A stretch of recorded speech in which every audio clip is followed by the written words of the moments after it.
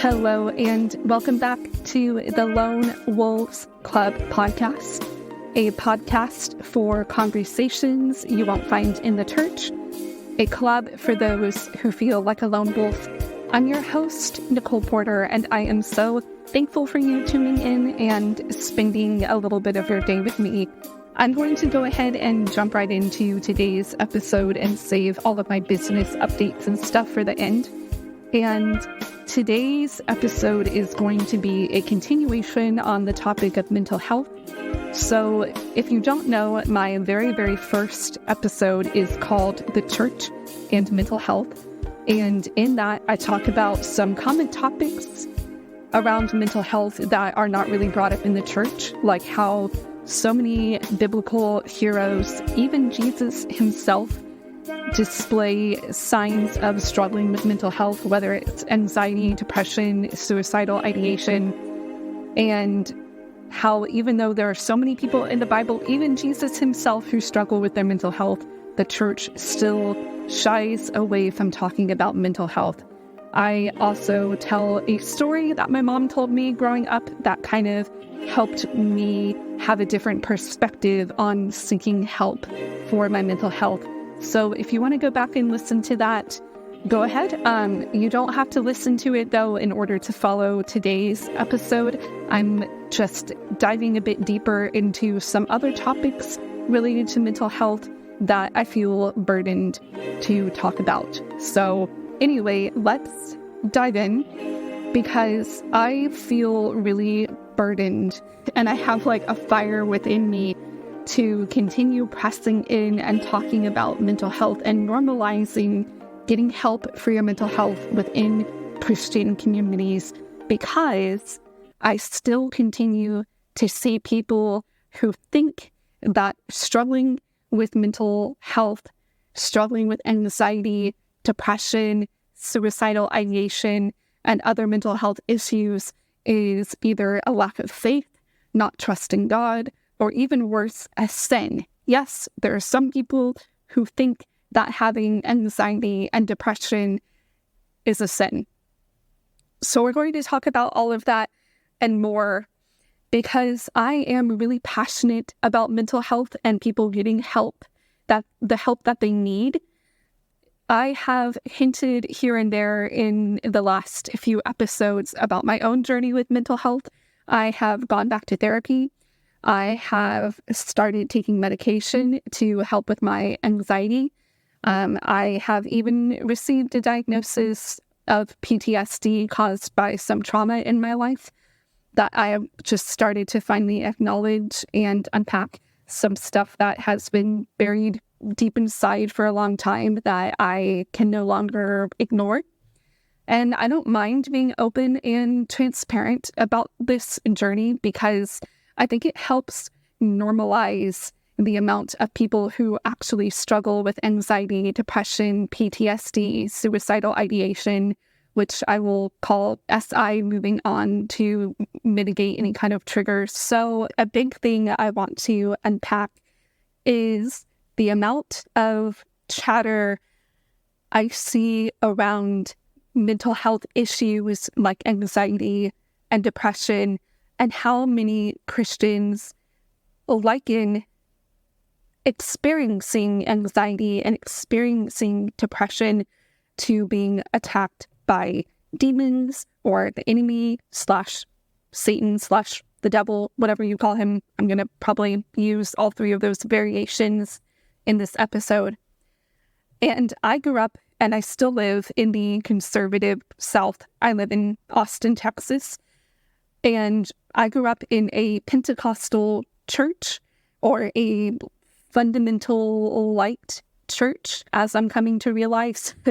I follow this guy on Instagram who tells a bunch of stories growing up in a fundamentalist church, and I relate to a lot of them, and I experienced a lot of the same things. So I'm like, did I also grow up in a fundamentalist church? But that's a story for another day. So anyway, I grew up in a Pentecostal fundamentalist light church, I guess you could call it, because we weren't as hardcore as tried and true fundamentalist churches, but we weren't as, chill and relaxed as other churches. So growing up in a Pentecostal church, spiritual warfare and demons were everywhere. Everywhere. It was really common to chalk everything up to demonic activity. And in fact, around Halloween, I want to release an episode about that, about how Christians, particularly Southern conservative, even Pentecostal or evangelical Christians, see demons everywhere. Not literally. I mean, maybe some do. I don't know. Some people have the gift to see angels and demons, but I mean that like demons are in everything, right? Demons are in TV shows and books and whatever. And so I kind of want to talk about what I think about that, because I think while there is demonic activities in some areas, I believe there are other harmless things that people see demonic activity in, like yoga, for example. I don't think that yoga is demonic, but I grew up hearing that it basically was. So I want to unpack the idea of demons being everywhere. So that'll be a special Halloween-related episode. But anyway, backtracking a bit. So a lot of the chatter that I see around anxiety and depression and panic attacks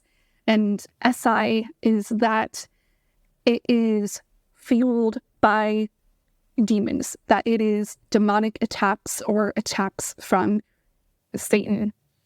And I am still kind of making up my mind on what I think about that, because while I do believe in, demonic attacks and demonic activity, I also believe in science, and I also believe in what's called Occam's razor. So if you're not familiar with that philosophical idea, it's basically summed up that the simplest answer is usually the truest answer.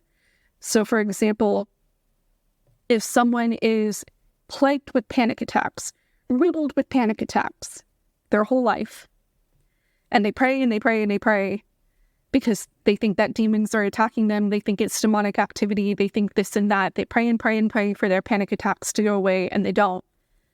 But then all of a sudden, they finally go and they see a psychiatrist for their panic attacks. They get prescribed anti-anxiety medicine, and then their panic attacks go away. Well, the simplest answer would be that rather than being attacked and plagued by demons, they probably had some kind of chemical imbalance in their brain, and they just needed to get on medication to help kind of even everything out. So that is the principle of Occam's razor, that the simplest explanation for something is usually the truest one, the right one. And I used that example of someone being plagued by something for years and years and years, and then finally getting help from it in the form of medication to highlight something that I experienced. So due to my PTSD for the last 2 or 3 years, I have had chronic nightmares. And these nightmares are very unsettling, right? As you would imagine nightmares to be. Obviously, they're not pleasant. And they would be so intense that I would start kind of crying out in my sleep. And, my husband would have to wake me up. I told him that, like, if I'm ever crying out in my sleep, or if you can tell that I'm having a nightmare, because he says my breathing always changes, like it gets quicker. So I told him, if you ever hear my breathing change like that, or if you ever hear me cry out in my sleep, please wake me up, because I'm having a nightmare and I can't get out of it. So it got so bad that I would have these weird occurrences where I would wake up, like actually wake up, and then I would fall immediately back into a nightmare, but I wouldn't realize I was having a nightmare. I would still think that I was awake, and then I would wake up again. And they call that false awakening, where you wake up, but then you immediately fall back into a dream, but you think that you're still awake. And so that would be really unsettling as well, because I would kind of wonder for a few minutes, like, am I still awake? Am I still asleep? Like, what's going on? It felt like Inception. So I dealt with those chronic PTSD-related nightmares for 3 years. And finally, it got to the point where I'm like, I just need to see someone about this. So I went to a psychiatrist and I told her all about my nightmares. And she prescribed me anti-anxiety medicine to take during the day. And she also prescribed me something to take at night to help with the nightmares. And the first night that I took my medicine for my nightmares, I just felt so calm and so relaxed. It felt like everything had just kind of been like turned down, like all of the buzzing, restless energy in my body, all of the anxious thoughts, even my heart rate, like it all just kind of slowed down. And I just felt calm and relaxed, and I just drifted off to sleep. And then when I woke up the next morning, I felt the most refreshed I had felt in years. I woke up full of energy. I woke up ready to start the day. Like I felt great. I felt amazing. And to have that kind of relief after years, literally years, of waking up feeling exhausted or staying up really late at night, afraid to go to sleep because I was afraid of falling back into another nightmare. I mean, I could easily stay awake till like 1, 2, sometimes even 3 o'clock in the morning. All of that to say is that relief that I felt that first morning, waking up after taking my medicine for the first time, was amazing and honestly life-changing. And I just think about the fact that if I had chalked up my nightmares to demonic activity, if I had written it off as Satan just trying to mess with me, and I hadn't actually gone to a psychiatrist and gotten prescribed medication for it, I probably would have continued suffering from those nightmares. Because I tried it all. I had people pray for me. I prayed every night. I would play worship music. I did it all. And nothing helped. And for my anxiety, the same thing. I have struggled with anxiety. I'm coming to grips with the fact that I've struggled with it pretty much my whole life.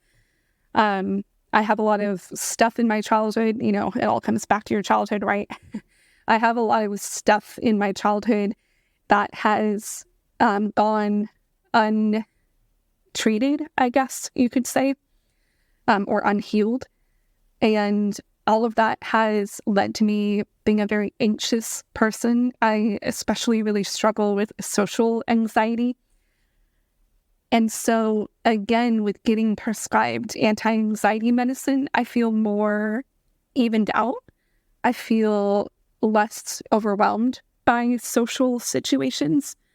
I feel like I have less negative thoughts about myself, which is a symptom of also dealing with depression.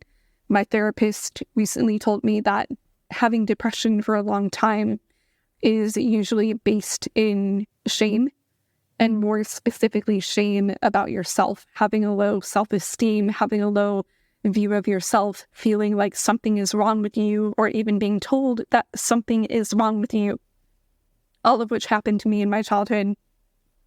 And so dealing with that level of shame for as long as I did led me to develop depression and anxiety at a young age. And again, that continued on throughout my whole life because, like I mentioned in my very first episode when I talked about mental health, my parents didn't believe in mental health. They do now, like they're more on board. They kind of have changed with the times and they support my efforts to go to therapy. But growing up, they really didn't. And I feel like a lot of people who grew up in the 90s probably had that similar situation with their parents, where maybe your parents also didn't believe in mental health because it just wasn't really a thing in the 90s.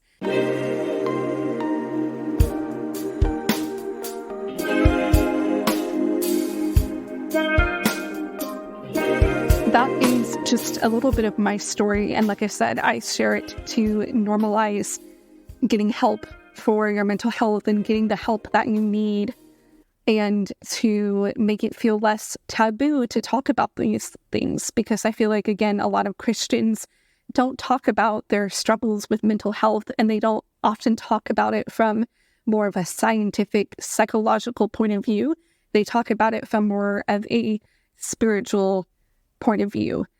And they think that dealing with depression is just dealing with an attack from the enemy, or dealing with anxiety is just being tempted into sin, because the Bible says, don't be anxious for anything. So if you feel anxious, then you're just being, tempted, right? You're being tempted into sin. You're being tempted to go against what God has for you. And I really don't believe that to be true. The reason why I am so passionate in kind of dismantling the idea that anxiety attacks or depression or SI is from the devil, or it's demonic activity or demonic attacks, is because I think when Christians have that attitude, it can stand in the way of them being truly set free from those issues. How many Christians are dealing with mental health issues, and rather than getting the practical help they need, they're continuing to suffer from them because they're just chalking it up to demonic activity or an attack from the devil or things like that. Now, that isn't to say that medication is the end-all be-all. I still struggle with anxiety, even though I'm on anti-anxiety medicine. And I know people who, still have panic attacks, still have depression, still have, nightmares, still have whatever, and they're on medicine. So medicine isn't the end-all be-all, not at all. That's not what I'm trying to argue. But I think in some ways it really does help. Like with me no longer having nightmares and waking up feeling refreshed in the morning, like that's a huge step for me. And even with dealing with my anxiety, I feel like I have more energy. I feel like I have more motivation. I feel like I'm no longer dreading certain things that I used to dread, because for me, that's how anxiety shows up. It's just this feeling of dread that creeps over my heart and makes me feel like something bad is about to happen. So yeah, all of that to say is I just want to dismantle that idea that all of this stuff, all of this mental health issues are, just from the devil, because I feel like that's an easy explanation. And I feel like it's not always true, And again, I don't want Christians to suffer any longer with their mental health and not get the help that they need just because they're being told or they're made to feel like, oh, it's just an attack from the enemy and you just need to pray more, or you just need to read your Bible more, or you just need to turn on worship music, or you just need to whatever, because I did all of that. Like I said, for my nightmares, I did all of that and it didn't help. But then I take one pill the first time and it worked, and no more nightmares, something that had plagued me for years.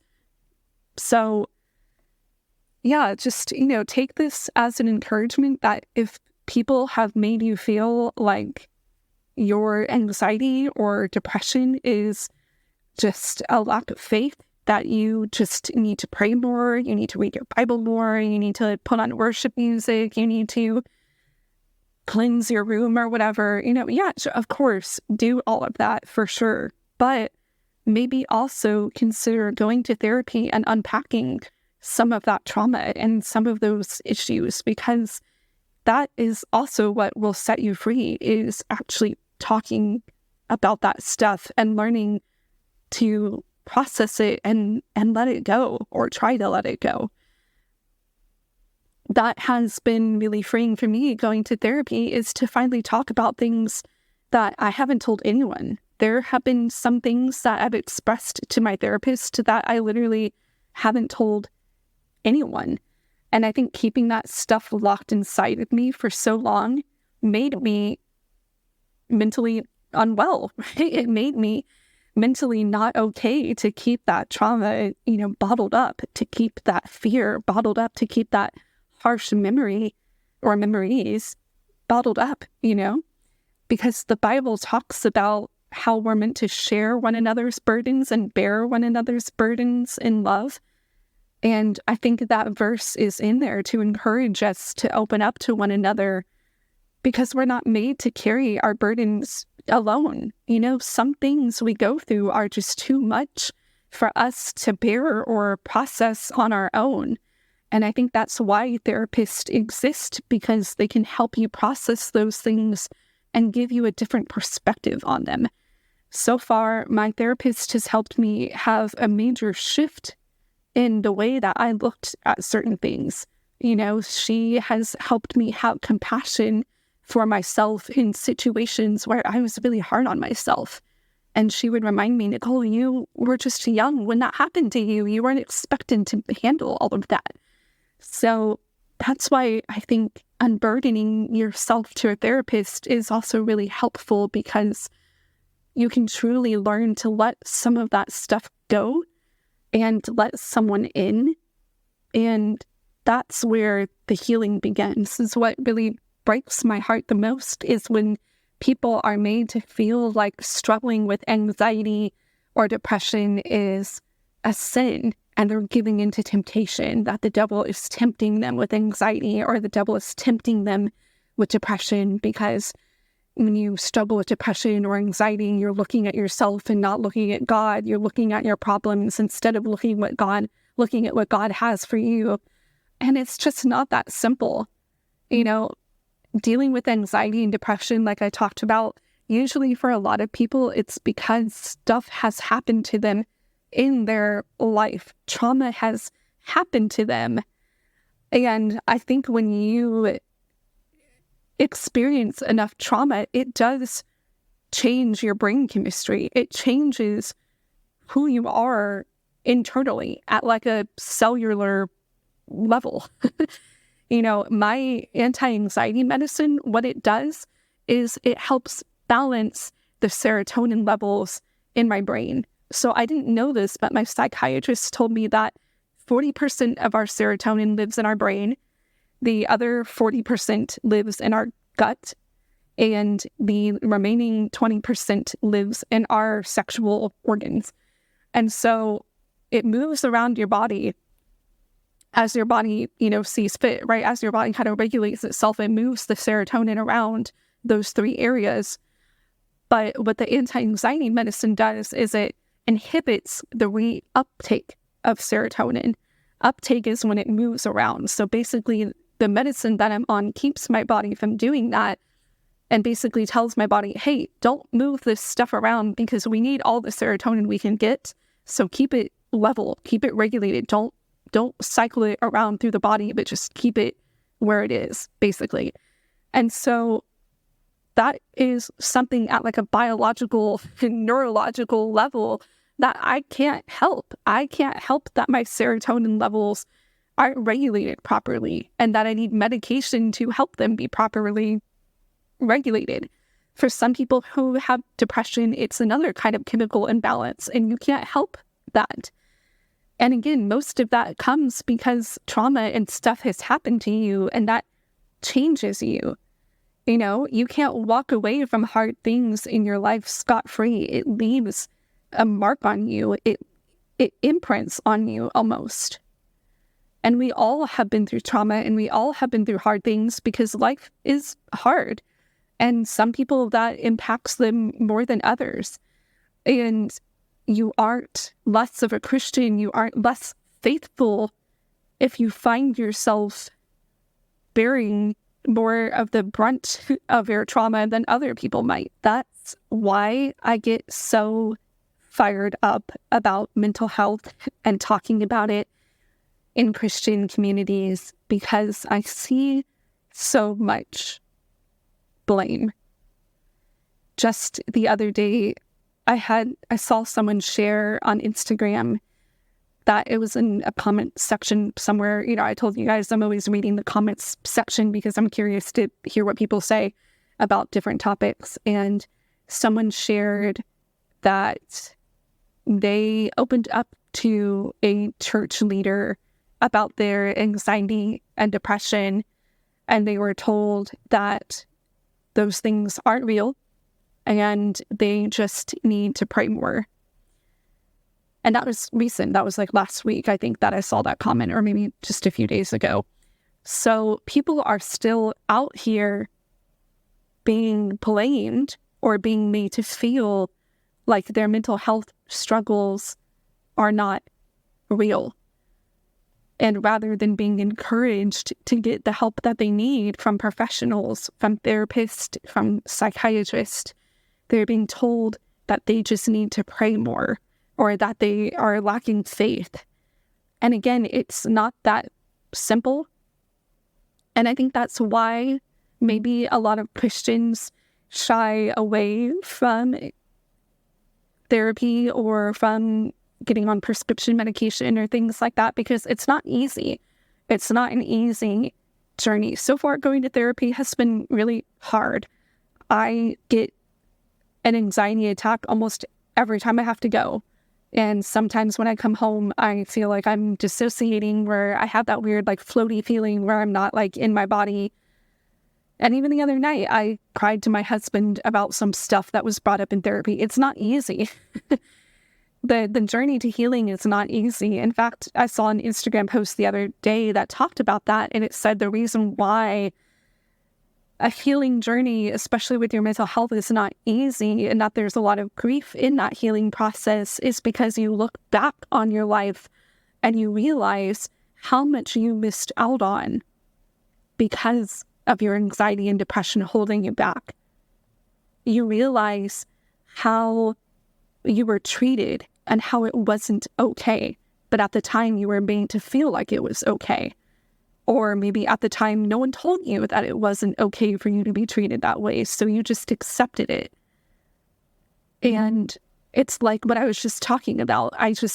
My heart breaks thinking about people who are still suffering with mental health issues, all because they weren't encouraged to take care of themselves.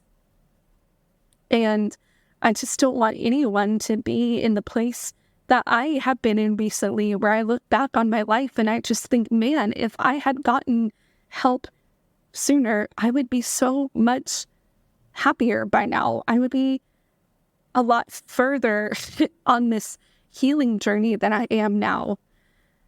And yeah, like I said lately, just like that post said, like I've been looking back on my life and realizing a lot of things, realizing how long I dealt with a lot of things that I shouldn't have had to deal with.